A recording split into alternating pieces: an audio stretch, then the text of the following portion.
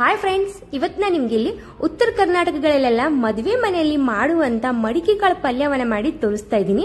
Miss ಮಾಡದೇನೆ ವಿಡಿಯೋನ ಪೂರ್ತಿ ನೋಡಿ ಫ್ರೆಂಡ್ಸ್. ಅನ್ನದ ಜೊತೆ, ಚಪಾತಿ ಜೊತೆ, ಪೂರಿ ಜೊತೆ ತುಂಬಾ ಒಳ್ಳೆ ಕಾಂಬಿನೇಷನ್ ಇದು. ಒಂದ್ಸತಿ ಆದ್ರೂ ನಿಮ್ಮ ತರ ಮನೆಯಲ್ಲಿ ಮಾಡಿ ನೋಡಿ. ಪ್ರತಿ ಸತಿ ನೀವು ಮಡಿಕೆ ಕಾಳು ಪಲ್ಯ ಇದೇ ರೀತಿ ಮಾಡ್ತೀರಾ. ನಾನಿಲ್ಲಿ ಮೊದಲಿಗೆ ಅರ್ಧ ಕಪ್ ಆಗುವಷ್ಟು ಮಡಿಕೆ ಕಾಳನ್ನ ತಗೊಂಡಿದ್ದೀನಿ. ಕೆಲವರಿಗೆ ಇದು ಮಡಿಕೆ ಕಾಳು ಅಂದ್ರೆ ಗೊತ್ತಿಲ್ಲ, ಬೆಂಗಳೂರು ಕಡೆ ಎಲ್ಲರಿಗೂ.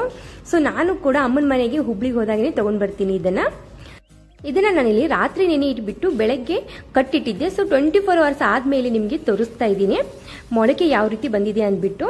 ಫ್ರೆಂಡ್ಸ್, ಇದು ಮೊಳಕೆಯನ್ನ ಬರೋಕೆ ಏನ್ ಮಾಡ್ಬೇಕು ಅಂತ ನಿಮ್ಗೆ ಏನಾದ್ರೂ ಬೇಕಪ್ಪ ವಿಡಿಯೋ ಅಂದ್ರೆ ಪ್ಲೀಸ್ ಕಮೆಂಟ್ ಅನ್ನ ಹಾಕಿ. ನೆಕ್ಸ್ಟ್ ವಿಡಿಯೋದಲ್ಲಿ ನಾನು ಮೊಳಕೆಯನ್ನ ಯಾವ ರೀತಿ ಬರೆಸಬೇಕು, ಹೇಗೆ ಕಟ್ಟಿಡಬೇಕು ಅನ್ನೋದನ್ನ ತೋರಿಸ್ಕೊಡ್ತೀನಿ. ನೀವು ನೋಡ್ತಾ ಇರ್ಬೋದು ಎಷ್ಟು ಚೆನ್ನಾಗಿ ಇಲ್ಲಿ ಮಡಿಕೆ ಕಾಳು ಮೊಳಕೆಯನ್ನ ಬಿಟ್ಟಿದೆ ಅಂದ್ಬಿಟ್ಟು. ಫ್ರೆಂಡ್ಸ್, ಈ ವಿಡಿಯೋ ನಿಮಗೆ ಸ್ವಲ್ಪ ಏನಾದ್ರೂ ಯೂಸ್ಫುಲ್ ಆದ್ರೆ, ಇಷ್ಟ ಅನ್ಸಿದ್ರೆ ಪ್ಲೀಸ್ ನಮ್ಮ ಚಾನಲ್ಗೆ ಸಪೋರ್ಟ್ ಮಾಡಿ. ಹಾಗೆ ನಮ್ಮ ಚಾನಲ್ನ ಸಬ್ಸ್ಕ್ರೈಬ್ ಮಾಡ್ಕೊಳ್ಳೋದನ್ನ ಮರಿಬೇಡಿ ಫ್ರೆಂಡ್ಸ್. ಮೊದಲಿಗೆ ನಾವಿಲ್ಲಿ ಮಸಾಲೆಯನ್ನ ರೆಡಿ ಮಾಡ್ಕೊಳ್ಳೋಣ. ನಾನು ಇಲ್ಲಿ ಒಂದು ಪ್ಯಾನ್ ಅನ್ನ ತಗೊಂಡಿದ್ದೀನಿ. ಅದಕ್ಕೆ ಇಲ್ಲಿ ಒಂದು ಮುಷ್ಟಿ ಆಗುವಷ್ಟು ಕಡಲೆ ಬೀಜವನ್ನ ಸೇರಿಸ್ತಾ ಇದ್ದೀನಿ. ನಂತರ ಇದಕ್ಕೆ ರುಚಿಗೆ ತಕ್ಕಷ್ಟು ಹಸಿಮೆಣಸಿನಕಾಯಿ ಕೂಡ ಸೇರಿಸ್ತಾ ಇದ್ದೀನಿ.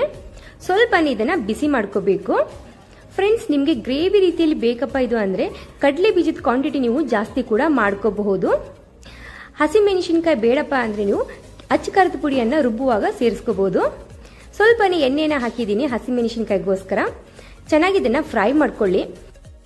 ಫ್ರೆಂಡ್ಸ್, ಈ ರೀತಿ ನೀವು ಒಂದ್ಸತಿ ಆದ್ರೂ ಮನೇಲಿ ಟ್ರೈ ಮಾಡಿ. ಪ್ರತಿಯೊಬ್ಬರು ನಿಮ್ಗೆ ಕೇಳ್ತಾನೆ ಇರ್ತಾರೆ. ನಂತರ ನಾನಿಲ್ಲಿ ಶುಂಠಿ ಮತ್ತೆ ಬೆಳ್ಳುಳ್ಳಿಯನ್ನ ಸೇರಿಸ್ತಾ ಇದ್ದೀನಿ. 1 ಇಂಚು ಕೊಬ್ಬರಿಯನ್ನ ತುರಿದ್ಬಿಟ್ಟು ಸೇರಿಸ್ತಾ ಇದ್ದೀನಿ. ಫ್ರೆಂಡ್ಸ್, ನೀವು ಶೇಂಗಾ ಜಾಸ್ತಿ ತಗೋಬೇಕು, ಕೊಬ್ಬರಿಯನ್ನ ಸ್ವಲ್ಪ ಕಡಿಮೆನೆ ತಗೊಳ್ಳಿ. ನಂತರ ಇದಕ್ಕೆ 1 ಮುಷ್ಟಿ ಆಗೋಷ್ಟು ಕೊತ್ತಂಬರಿ ಸೊಪ್ಪನ್ನ ಹಾಕಿ ನಂತರ ಇದಕ್ಕೆ ಜೀರಿಗೆ ಕೂಡ ಸೇರಿಸ್ತಾ ಇದ್ದೀನಿ. ಈಗ ಗ್ಯಾಸ್ ಅನ್ನ ಆಫ್ ಮಾಡ್ಕೊಂಡಿದ್ದೀನಿ ಫ್ರೆಂಡ್ಸ್. ನಾನು ಎಲ್ಲವನ್ನ ಮಿಕ್ಸಿ ಜಾರಿಗೆ ಹಾಕೊಂಡು ನುಣ್ಣಗೆ ಪೇಸ್ಟ್ ಅನ್ನಾಗಿ ಮಾಡ್ಕೋಬೇಕು. ಅದೇ ಬಾಣಲಿಗೆ ನಾನಿಲ್ಲಿ ಮಡಿಕೆ ಕಾಳನ್ನ ಸೇರಿಸ್ತಾ ಇದ್ದೀನಿ. ಸ್ವಲ್ಪ ಮಡಿಕೆ ಕಾಳನ್ನ ಬಿಸಿ ಮಾಡ್ಕೊಂಡ್ರೆ ಜಲ್ದಿ ಕುಕ್ ಆಗುತ್ತೆ. ನೀವು ಬೇಡಪ್ಪ ಅಂದ್ರೆ ಹಾಗೆ ಕೂಡ ಮಾಡಬಹುದು ಹುರಿದೇನೆ. ಸ್ವಲ್ಪನೇ ಎಣ್ಣೆಯನ್ನ ಸೇರಿಸ್ಬಿಟ್ಟು 1-2 ನಿಮಿಷ ಇದನ್ನ ನಾವು ಫ್ರೈ ಮಾಡ್ಕೋಬೇಕು. ಈಗ ಇಲ್ಲ, ನಾನು 2 ನಿಮಿಷ ಫ್ರೈ ಆದ ನಂತರ ನಿಮ್ಗೆ ತೋರಿಸ್ತಾ ಇದ್ದೀನಿ. ಇದನ್ನು ಕೂಡ ಒಂದು ಪ್ಲೇಟ್ಗೆ ಸರ್ವ್ ಅನ್ನ ಮಾಡ್ಕೊಳ್ಳೋಣ ಫ್ರೆಂಡ್ಸ್. ಅದೇ ಬಾಣಲಿಗೆ ನಾನಿಲ್ಲಿ 2 ಚಮಚದಷ್ಟು ಎಣ್ಣೆಯನ್ನ ಸೇರಿಸ್ತಾ ಇದ್ದೀನಿ. ನಿಮ್ಗೆ ಈರುಳ್ಳಿಯನ್ನ ನಿಮ್ ಕ್ವಾಂಟಿಟಿ ಪ್ರಕಾರ ನೀವು ಜಾಸ್ತಿ ಕೂಡ ಮಾಡ್ಕೋಬಹುದು, ಕಡಿಮೆ ಕೂಡ ಮಾಡ್ಕೋಬಹುದು. ಒಂದು ದೊಡ್ಡ ಗಾತ್ರದ ಈರುಳ್ಳಿಯನ್ನ ನಾನಿಲ್ಲಿ ಸೇರಿಸಿದ್ದೀನಿ. ನಂತರ ಇದಕ್ಕೆ ನಾನಿಲ್ಲಿ ಕರಿಬೇವಿನ ಸೊಪ್ಪನ್ನ ಕೂಡ ಸೇರಿಸ್ತಾ ಇದ್ದೀನಿ. ಇದು ಕೂಡ ಸ್ವಲ್ಪ ಹಸಿ ವಾಸನೆ ಹೋಗುವವರೆಗೂ ಫ್ರೈ ಮಾಡ್ಕೋಬೇಕು ಫ್ರೆಂಡ್ಸ್. ನಂತರ ನಾನಿಲ್ಲಿ ಇದಕ್ಕೆ ದೊಡ್ಡ ಗಾತ್ರದ ಒಂದು ಟೊಮೆಟೊ ಅನ್ನ ಕಟ್ ಮಾಡಿ ಸೇರಿಸ್ತಾ ಇದ್ದೀನಿ. ಚಿಕ್ಕಿದ್ರೆ 2 ಟೊಮೆಟೊನ ಸೇರಿಸ್ಕೊಳ್ಳಿ.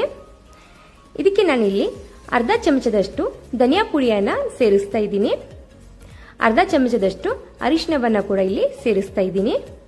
ನಂತರ ನಾನು ಇದಕ್ಕೆ ಅರ್ಧ ಚಮಚದಷ್ಟು ಸಬ್ಜಿ ಮಸಾಲವನ್ನ ಸೇರಿಸ್ತಾ ಇದ್ದೀನಿ. ನೀವು ಈ ತರ ಚಿಕನ್ ಮಸಾಲ ಕೂಡ ಸೇರಿಸ್ಕೋಬಹುದು ಇದ್ರೆ. ನಂತರ ನಾನು ಇಲ್ಲಿ ಇದಕ್ಕೆ ರುಚಿಗೆ ತಕ್ಕಷ್ಟು ಉಪ್ಪನ್ನ ಹಾಕಿ 1 ನಿಮಿಷ ಇದನ್ನ ಫ್ರೈ ಮಾಡ್ಕೋತಾ ಇದ್ದೀನಿ ಫ್ರೆಂಡ್ಸ್. ಟೊಮೆಟೊದ ಹಸಿ ವಾಸನೆ ಕೂಡ ಹೋಗ್ಬೇಕು. ನಂತರ ಇಲ್ಲಿ ರುಬ್ಬಿಟ್ಟಿರುವಂತ ಮಸಾಲೆಯನ್ನ ನಾನೀಗ ಸೇರಿಸ್ತಾ ಇದ್ದೀನಿ. ಫ್ರೆಂಡ್ಸ್, ಈ ಮಸಾಲೆಯನ್ನ ಸೇರಿಸ್ಕೊಂಡು ನಂತರ ಈ ಮಿಕ್ಸಿ ಜಾರ್ಗೆ ನಾನಿಲ್ಲಿ ನೀರನ್ನ ಹಾಕಿ ಸೇರಿಸ್ತಾ ಇದ್ದೀನಿ. ನೀರು ನಿಮ್ಗೆ ಎಷ್ಟು ಬೇಕಲ್ಲ ಅಷ್ಟು ನೀವು ಸೇರಿಸ್ಕೋಬಹುದು. ಇದು ಕೂಡ ಚೆನ್ನಾಗಿ ಮಿಕ್ಸ್ ಮಾಡಿಕೊಂಡು 1 ಕುದಿ ಬರುವವರೆಗೂ ನಾವು ಇದನ್ನ ಕುದಿಸ್ಕೋಬೇಕು. ಫ್ರೆಂಡ್ಸ್, ವಿಡಿಯೋದಲ್ಲಿ ನನ್ನ ಮಗನ ಸೌಂಡು ಜಾಸ್ತಿನೇ ಕೇಳಿಸ್ತಾ ಇದೆ. ಸೊ ಆದಷ್ಟು ನಾನು ನಿಮಗೆ ಕ್ಲಿಯರ್ ಆಗಿ ಹೇಳೋಕೆ ಟ್ರೈ ಮಾಡ್ತಾ ಇದ್ದೀನಿ ಈ ವಿಡಿಯೋದಲ್ಲಿ. ಈಗ 1 ಕುದಿ ಬಂದ ನಂತರ ನಾನಿಲ್ಲಿ ಮಡಿಕೆ ಕಾಳನ್ನ ಸೇರಿಸ್ತಾ ಇದ್ದೀನಿ. ಮಡಿಕೆ ಕಾಳನ್ನ ಸೇರಿಸ್ಬಿಟ್ಟು ಚೆನ್ನಾಗಿ ಮಿಕ್ಸ್ ಮಾಡಿಕೊಂಡು 5 ನಿಮಿಷ ನಾವು ಇದನ್ನ ಕುದಿಸ್ಕೋಬೇಕು ಫ್ರೆಂಡ್ಸ್. ಇದನ್ನ ಇಲ್ಲಿ ಮುಚ್ಚಿಬಿಟ್ಟು 5 ನಿಮಿಷ ನಾನು ಕುಕ್ ಮಾಡ್ಕೋತಾ ಇದ್ದೀನಿ. ಫ್ರೆಂಡ್ಸ್, ಸ್ವಲ್ಪ ತಿಳಿಯಾಗಿರುವಾಗ್ಲೇನೆ ಗ್ಯಾಸ್ ಅನ್ನ ಆಫ್ ಮಾಡ್ಕೊಬೇಕು. ಯಾಕಂದ್ರೆ ನಾವು ಕಡಲೆ ಬೀಜ ಹಾಕೋದ್ರಿಂದ ಇದು ತಣ್ಣಗಾಗ್ತಾ ಆಗ್ತಾ ಗಟ್ಟಿ ಆಗ್ತಾ ಹೋಗುತ್ತೆ. ಅದಕ್ಕೋಸ್ಕರ ನಾನಿಲ್ಲಿ ಸ್ವಲ್ಪನೇ ತಿಳಿ ಇರುವಾಗ್ಲೇನೆ ಗ್ಯಾಸ್ ಅನ್ನ ಆಫ್ ಮಾಡ್ತಾ ಇದ್ದೀನಿ. ಮೇಲ್ಗಡೆ ಸ್ವಲ್ಪನೇ ಕೊತ್ತಂಬರಿ ಸೊಪ್ಪು ಹಾಕಿದ್ರೆ ಸಾಕು ಫ್ರೆಂಡ್ಸ್. ಈ ರೆಸಿಪಿಯನ್ನ ಮಿಸ್ ಮಾಡ್ದೇನೆ ಮನೆಯಲ್ಲಿ ಒಂದ್ಸತಿ ಟ್ರೈ ಮಾಡಿ. ನೆಕ್ಸ್ಟ್ ಟೈಮ್ ನೀವೇ ನನಗೆ ಕಮೆಂಟ್ ಅನ್ನ ಹಾಕ್ತೀರಾ ಇದು ಎಷ್ಟು ಟೇಸ್ಟಿ ಆಗಿದೆ ಅಂದ್ಬಿಟ್ಟು. ಫ್ರೆಂಡ್ಸ್, ಈ ವಿಡಿಯೋ ನೋಡೋದಕ್ಕೆ thank you so much. Please ನನ್ನ ಚಾನಲ್ಗೆ ಸಬ್ಸ್ಕ್ರೈಬ್ ಅನ್ನ ಮಾಡ್ಕೊಳ್ಳಿ.